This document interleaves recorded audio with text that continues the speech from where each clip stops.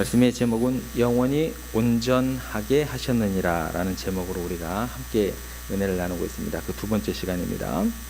예수님께서 이 땅에 오셔서 우리에게 해주신 가장 놀라운 일이 뭐냐면 우리를 영원히 온전케 하시는 그 역할을 감당하셨다라는 것입니다. 그래서 예수님께서 이 땅에 오셔서 우리 인간을 영원히 온전하게 하기 위해서 하신 일이 무엇인가, 그리고 그것은 어떻게 하셨고 어떻게 이루어지고 있는가, 그 내용을 우리가 좀 생각해 보고 있습니다. 지난 시간에는 우리를 온전케 하시는 것이 하나님의 뜻이다라는 내용으로 우리가 살펴를 봤습니다. 그 전에는 우리가 어떤 걸 살펴봤죠? 우리를 향하신 하나님의 뜻을 살펴봤습니다. 그 다음에 지금 살펴보고 있는 건 하나님의 뜻, 지난 시간에 살펴본 거죠. 하나님의 뜻이 우리를 온전하게 하는 것이다 라고 하면 현재의 우리 모습은 온전한 거예요, 온전하지 않은 거예요? 온전하지 못한다라는 거예요. 결국 온전하지 못한 우리들은 어떻게 돼요? 마음 가운데 항상 불안해하고 두려움을 안고 살아가게 되더라는 것입니다. 이 두려움과 불안함의 근원적인 원인은 뭐라고 말씀을 드렸냐면 죄의 문제 때문이다 라고 말씀을 드렸습니다. 한 번 죽는 것, 죽음을 우리가 굉장히 두려워하게 되는 거죠. 한 번 죽는 것도 두려운데 그 죽음보다 더 두려워하는 것이 우리들에게는 어떤 것이냐고 한다면 죄의 문제가 도사리고 있기 때문에 심판에 대한 그런 두려움이 더 크게 다가오더라는 거예요. 그래서 인간은 근본적으로 이 죄의 문제 때문에 굉장히 큰 고통을 감내하고 헤어나올 수 없는 그 길 가운데 걸어가게 되더라는 것입니다. 그래서 하나님께서는 이걸 차마 못 보시는 거죠. 이 죄의 문제를 친히 완전히 도말할 계획을 세우십니다. 언제부터요? 인간이 범죄한 직후부터 바로 즉시로 그 계획과 뜻을 이루어 가시기 위해서 진행을 해 나가십니다. 그래서 창세기에 기록되어 있는 내용이 이것입니다.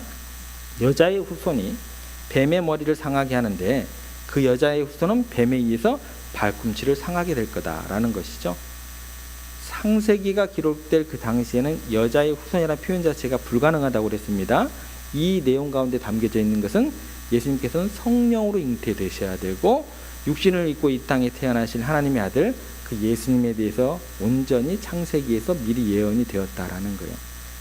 타락한 직후부터 바로 하나님께서는 뜻과 계획 가운데서 모든 역사를 이루어 가신다라는 것입니다. 그리고 예수님이 인간의 죄의 문제를 해결하는 희생의 제물로 오셨다는 것을 우리가 바로 알아볼 수 있어야 돼요.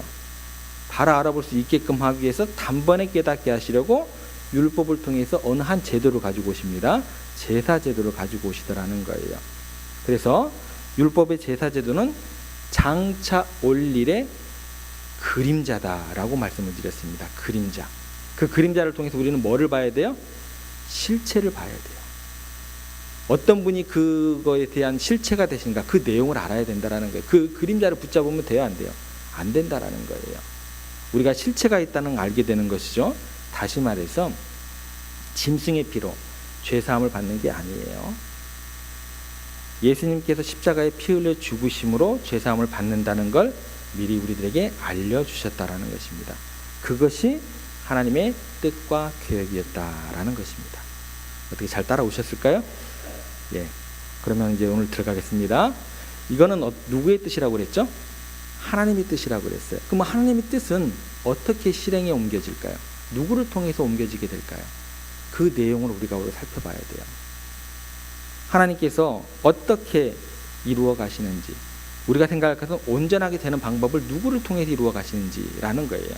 그 하나님의 뜻과 계획이 우리에게 어떻게 실현되는지, 어떻게 성취되는지, 누구를 통해서, 이 내용을 오늘 생각하셔야 됩니다. 머릿속에 이걸 오늘 생각해야겠구나, 같이 생각하시고 따라오시기 바랍니다. 11절 말씀 먼저 가보겠습니다.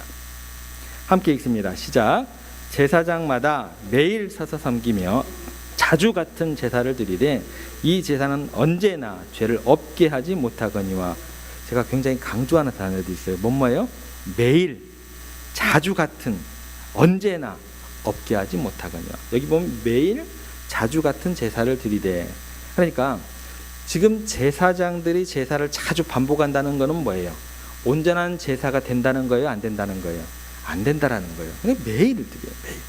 그리고 그 제물은 뭐예요? 온전한 제물이 되는 거예요? 안 되는 거예요? 안 된다라는 거예요. 그러니까 어떻게 해요? 매일, 자주 같은, 근데 언제나 결과는 어떻게 돼요? 없게 하지 못하거니와. 그러니까 어떻게 다시요? 매일 자주같이 언제나 이렇게 계속 반복이 되더라는 거예요. 11절 마음 가운데 와 닿으시죠?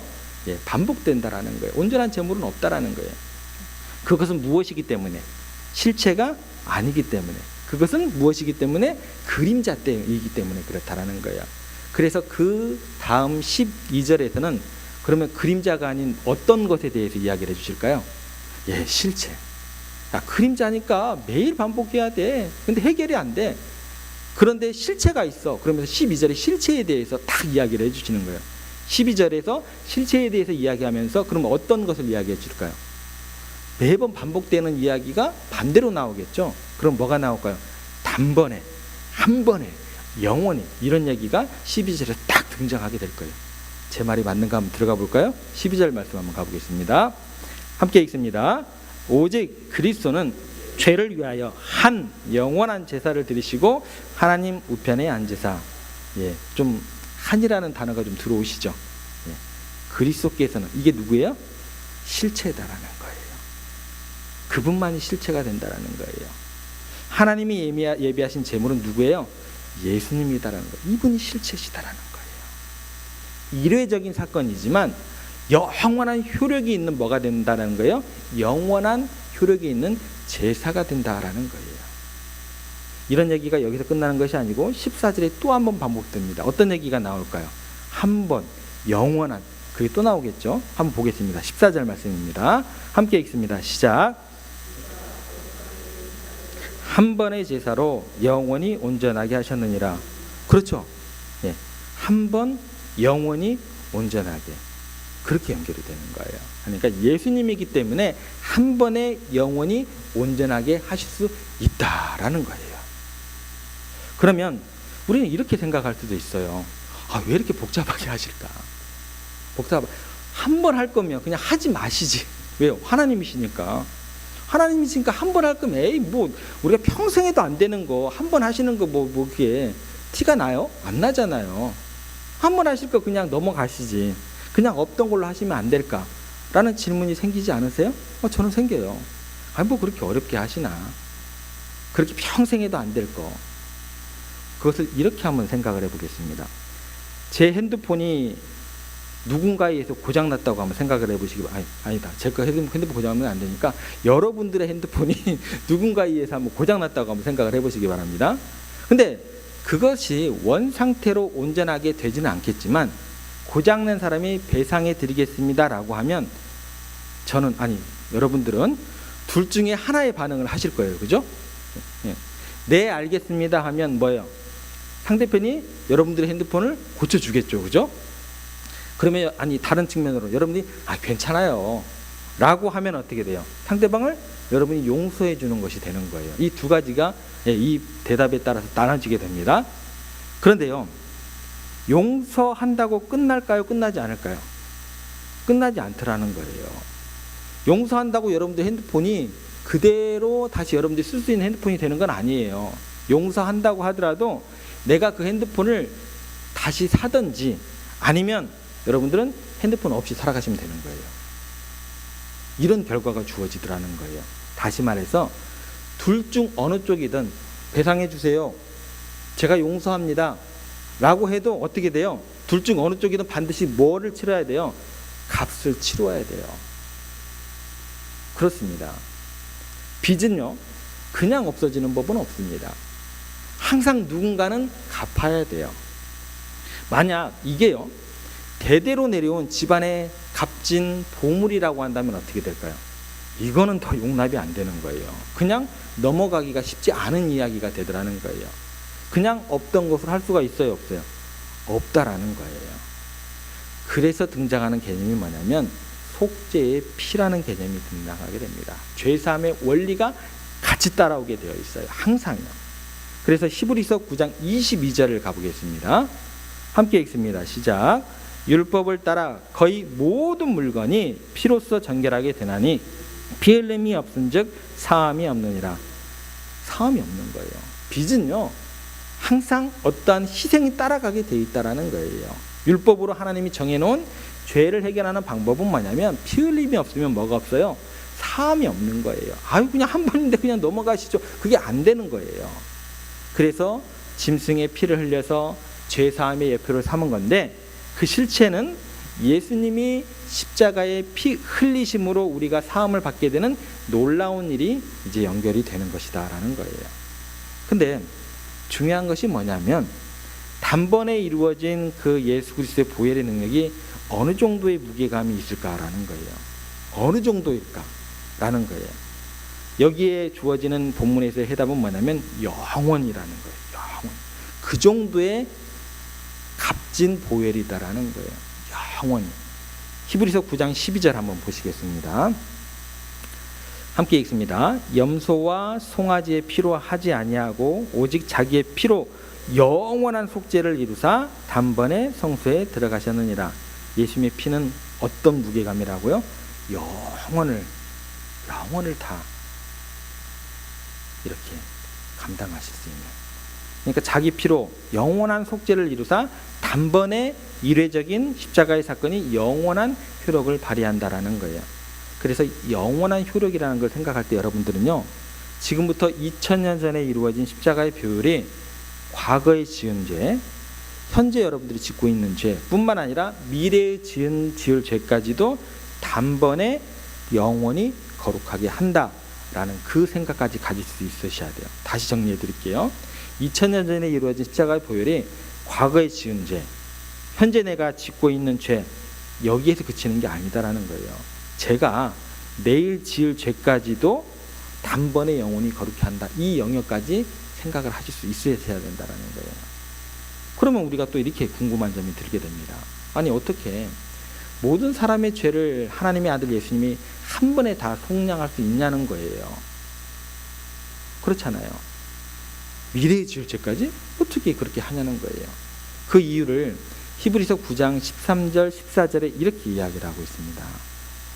보시죠. 제가 읽어드리겠습니다. 염소와 황소의 피와 및 암송아지의 죄를 부정한 자에게 뿌려 그 육체를 정결하게 거룩하게 하거든. 이게 하나라는 거예요. 구약시대 하물며, 그 다음에 나와 하물며 영원하신 성령으로 말미암아 흠없는 자기를 하나님께 드린 그리스도의 피가 어찌 너희 양심을 죽은 행실에서 깨끗하게 하고 살아계신 하나님을 섬기게 하지 못하겠느냐. 비교가 되겠느냐는 거예요. 지금 잠깐 동물의 피를 가지고 너희 속죄함을 받은 거하고 흠이 없으시고 성령으로 말미암아 하나님을 온전히 순종함으로 그렇게 드려진 그 예수님의 피하고 비교가 되겠냐는 거예요. 짐승을 들여서도 육체의 죄를 정하게 하건만 하물며 성령으로 흠없는 예수님의 피가 어찌 너희를 거룩하게 하지 못할 그럴 죄가 있느냐는 것입니다. 비교 자체가 안 된다는 거예요. 그러니까 하나님께서 제사제도를 만드신 이유는 그리스도의 보배로운 피의 능력을 어느 정도까지, 이 정도다라는 거예요. 이 정도. 너희들이 구약에서 온갖 피를 흘리면서 그 많은 동물의 그런 것들을 바친다 한들 예수 그리스도의 보혈의 피 한 방울만도 미치지 못한다라는 거예요. 여러분들, 우리들이 아무리 하나님 사랑합니다, 하나님의 일을 하겠습니다, 내 평생 바쳐서 하나님께 온전히 순종하겠습니다, 그 모든 일상에서의 그 노력들과 땀과 헌신들요, 보혈의 능력에 땀 한 방울도 미치지 못하는 그런 결과라는 거예요. 어찌 감사할 수 없겠습니까? 어찌 그 어떤 것들하고 그 보혈의 피의 그 은혜하고 그 공로하고 우리가 비교를 할 수 있겠습니까? 이 하물며라는 말을 잘 한번 생각해 보셔야 됩니다. 예수님의 보배로운 피는요, 어떤 짐승이나 어떤 인간들의 노력, 헌신, 심지어 인간들의 어떤 피 비교할 수 없다라는 거예요. 우리는 피조물이고 죄인에 불과하기 때문이다라는 거예요. 그런데 예수님은 인간의 몸으로 태어나셨지만 성령으로 잉태되셨어요. 그래서 죄가 없고 흠이 없는 하나님의 외아들로 인간의 죄를 대속하는 온전한 제물이 되신 것이다라는 것입니다. 여기에요, 수만 마리의 개미를 가져다 놨다고 생각을 해보세요.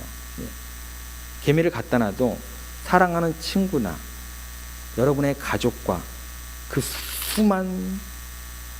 수억의 개미하고 바꿀 수 있으세요?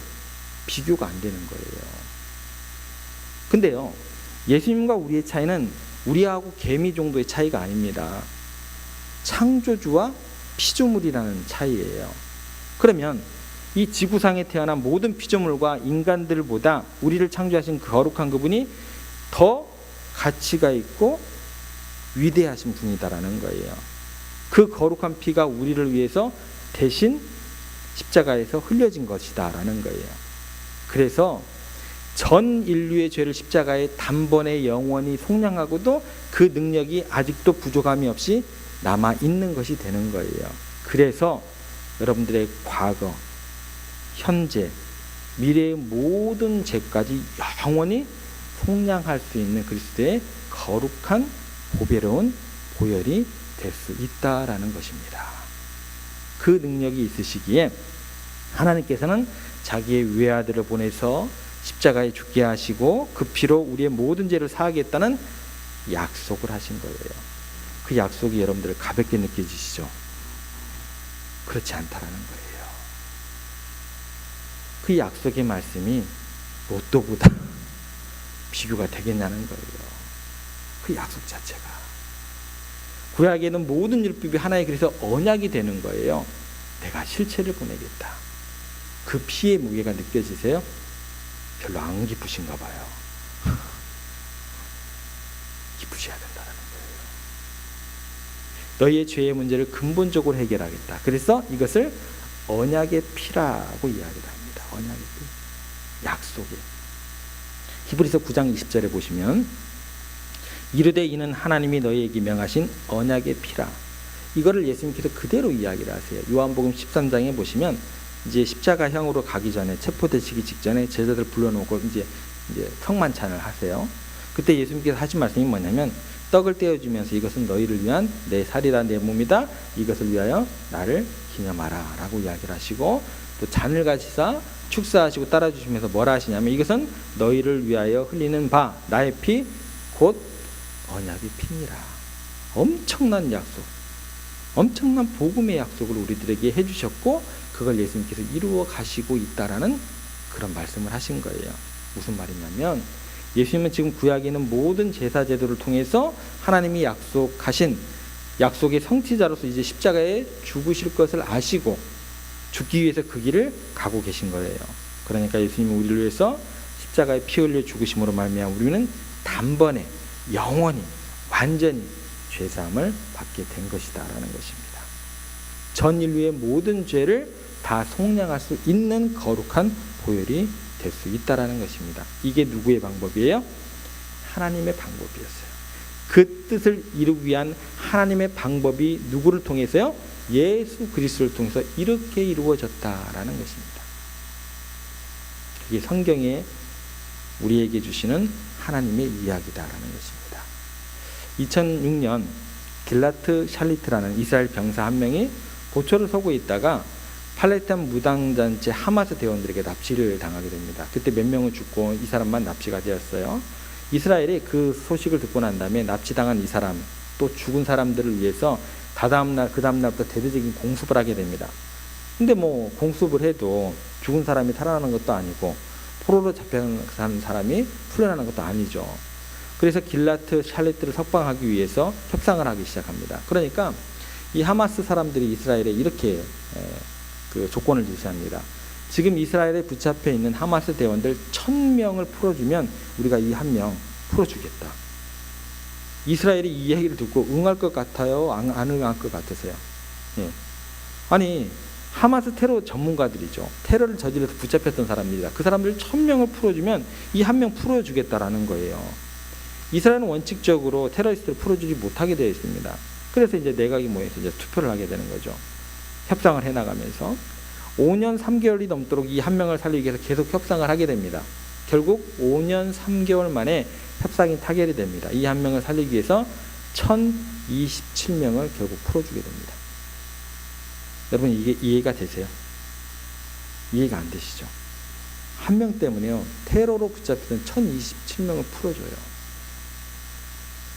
이해가 안 되는 거죠. 근데요.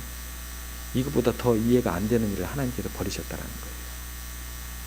한 명을 얻기 위해서 테레스를 이렇게 많이 풀어주면 뭐가 되겠어요? 근데 이스라엘 입장에서는 자기 동족 한 사람이요, 그만한 가치가 있다라는 거예요. 그 가치를 온 세상에 알리고 싶었던 거예요. 얼마나 우리 국민을 사랑하는지 보여주고 싶었던 거예요. 이스라엘 정부가 얻은 유일한 한 가지는 뭐냐면, 이스라엘은 한 명의 이스라엘인을 살리는데 모든 것을 다한다라는 그 가치를 만방에 드러내고 싶었던 것이었습니다. 여러분, 하나님에게 있어서 예수님은 어떠한 가치가 있었을까요? 그냥 버릴 만한 존재였을까요? 야, 너 갔다 와. 그럴 만한 존재였을까요? 저 제 자식 그렇게 못 버립니다. 저는 못 버려요. 하나님과 예수님의 관계는요, 영원 전부터 단 한 번도 떨어진 적이 없으세요. 삼위일체 하나님이 영원한 사랑 가운데 품고 있었던 그 사랑하는 아들의 가치가 어느 정도 될까 한번 생각해 보시기 바랍니다. 그런데요, 예수님께서 십자가에 돌아가시면서 뭐라고 하셨냐면, 어찌하여 나를 버리셨나이까. 그 소리를 듣고 아버지 되신 하나님이요, 외면하셔버렸어요. 못 들은 척 하셨어요. 제 생각에는요, 온 우주를 주고도 그 아들 못 바꿀 그 정도 가치예요. 이 땅에 태어난 모든 인간들하고 바꾸자 그래도 하나님 절대 못 바꾸실 만한 존재가 누구예요? 우리 주 예수님이시다라는 거예요. 그런데 저와 여러분들을 구원하기 위해서 그 외아들을 제물로 내어주시겠다고 약속을 하셨고, 그 뜻을 이루기 위해서 계속해서 제사 제도를 통해서 실체에 대해서 약속을 하시고 언약을 하시면서 결국은 보내셔서 그 일을 이루셨다라는 거예요. 단번에 영원히 속죄하기 위해서 최고의 보물 중에 보물을 약속을 하신 대로 그대로 보내시고 주셨다라는 거예요. 우리의 죄를 씻고 죄와 상관없는, 저주와 상관없는 완전하고 온전한 그런 존재들로 우리를 만들기 위해서 하나님은 할 수 있는 최선의 것을 다하신 것입니다. 그것을 뭐라고 얘기하냐면 하나님의 사랑이라고 얘기를 해요. 그게 하나님의 사랑이에요. 그게 하나님의 사랑입니다. 그냥 추상적인 게 아니에요. 옆에 분들에게 사랑합니다 라고 이야기하는 그런 사랑이 아니다라는 거예요. 우리를 위해서 한 번에 영원히 온전케 하셨다는 것은 뭐냐면, 하나님의 입장에서는요, 이례적인 사건이지만 자기 목숨을 내놓는 것보다 더 큰 고통이었고 엄청난 희생이었다라는 것입니다. 그게 단순하게 이례적인 사건의 그런 무게감이 아니다라는 거예요. 그러니까 여러분, 십자가의 사건은 한 번에 일어난 사건이고 단 한 번의 죽으심이지만 전 인류를 수천 번, 수억 번 구원하기 위해서 수만 마리의 짐승을 죽인 것과 비교 자체가 불가한 사건이 되는 것이다 라는 것입니다. 하나님의 입장에서는 그 외아들 하나 내놓은 것이 모든 것을 희생한 것보다 더 큰 무게감이 될 수밖에 없다라는 거예요. 그렇기 때문에 단번에 영원히 우리는 용서를 받는 거고 죄사함의 은혜를 경험하게 될 수 있다라는 것입니다. 여러분의 죄가 아무리 크다고 한들 여러분의 죄는요, 예수 그리스도의 가치만큼 크지 않아요. 여러분들을 너무 과대평가하지 마세요. 가만히 보면 우리가 되게 과대평가를 많이 해요. 이 정도로 큰 죄는 예수님의 생명으로도 갚지 못할 거야. 우리가 그렇게 생각하더라는 거예요. 그런 거 있으면 한번 이야기를 한번 해보세요. 목사님, 제가 지은 죄는요, 예수님의 그 피값으로도 해결되지 못하는 죄입니다. 해결이 안 됩니다. 이 죄는 너무너무 큽니다. 그렇게 말할 자신 있으세요? 그럴 것이 있을 것이라고 생각을 하십니까? 여러분, 예수님을 믿기만 하면 단번에 영원히 온전케 되는 줄로 믿으시기 바랍니다. 이게 뭐예요? 이게 복음입니다. 복음이 이 정도예요. 이 정도의 무게감이 있는 거예요. 이 정도로 기쁜 소식이다라는 거예요. 존귀와 영광의 주님이 이 땅에 오셔서 죄에 매여 있는 백성의 죄를 제하기 위해서 친히 십자가에 죽으셨다. 이게 복음이다라는 것입니다. 그러면서 예수님께서 이렇게 말씀해 주십니다. 한 생명이 천하보다 귀하다. 이는 무엇을 주고도 바꿀 수 없는 여러분들이 그런 존재다라는 뜻이 되는 것입니다.